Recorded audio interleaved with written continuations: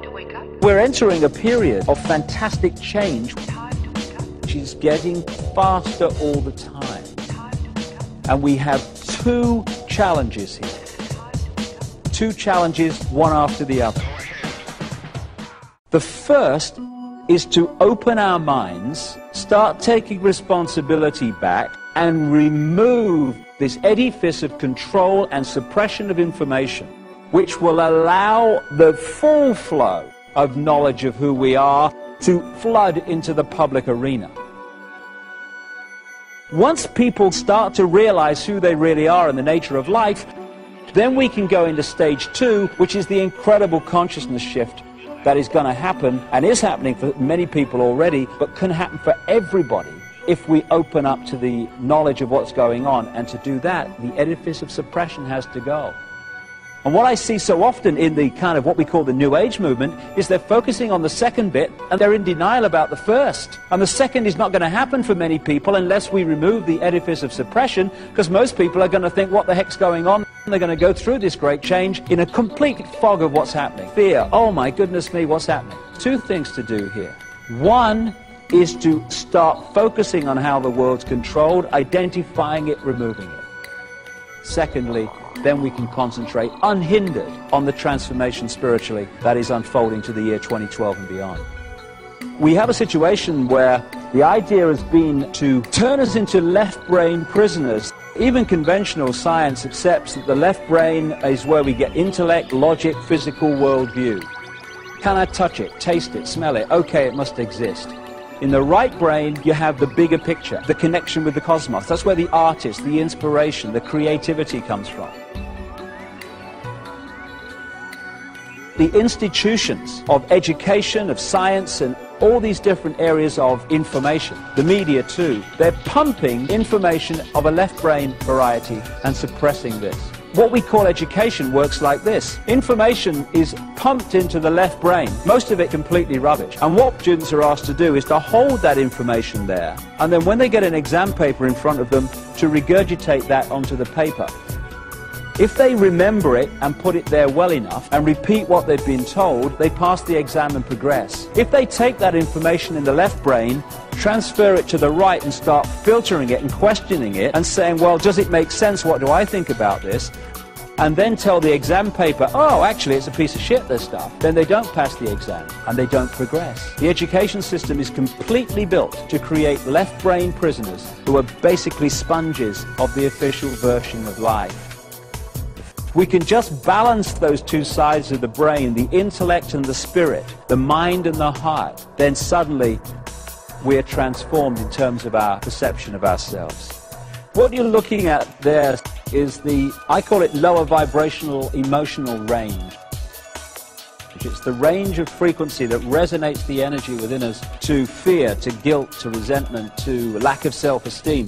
And the more that we are manipulated to feel those things, and the more we manipulate each other to feel those things, the more what I call that cesspit vibration of low vibrational emotion gets more and more full and more difficult to get through, and therefore out to the multidimensional state that we can get into as we reconnect with the ocean, with the cosmos. This is why when people start on this spiritual journey, the reason that they start to realize when they start to walk the journey that all hell breaks loose in their life, that structures break down in their life, and they think, crikey, if this is spiritual. I remember me, when I started on this route, my life broke down in so many ways. I thought, if this is spirituality, you can stuff it. I don't want to know.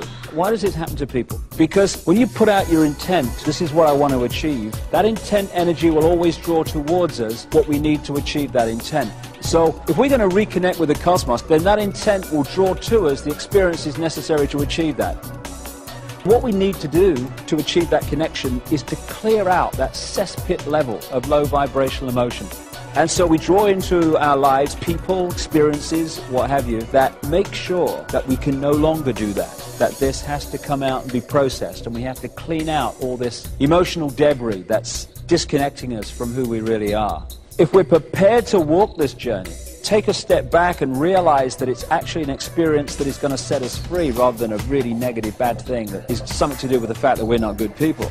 Must have been something terrible in a previous life. I hear that all the time. These challenges are to help set us free by cleaning this out. It's important we understand that. And I find that there are so many people in what's called the New Age who are still operating on a fraction of who they are because they're not prepared to do what is necessary and take the challenges. And we all have this stuff within us to remove and process. When you do, that's when you can start talking about freedom. People talk about a soul. For me, what we call soul, the highest expression of ourselves, is pure love. I don't care who you are, what your background is, what you've done.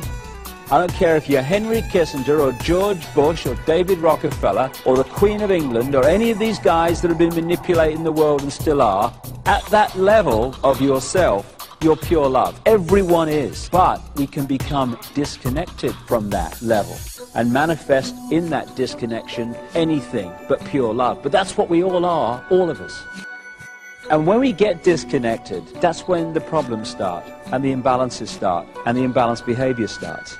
When we're born into a physical body, if we maintain that connection with pure love, soul, then we have the eyes and ears information coming in, telling us and giving us a fix about the world around us.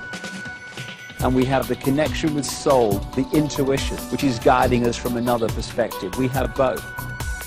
Symbolically, it's like a spaceman on the moon, where you're in that big spacesuit, symbolic of the body, and you've got the eyes and ears information giving you a fix on what's happening around you. But you've also got mission control giving you the big picture guidance. This is what comes next, then do that, and this is what's next on the agenda. Symbolic of intuition. Imagine what would happen if someone came along and cut or dramatically reduced that spaceman's connection to mission control.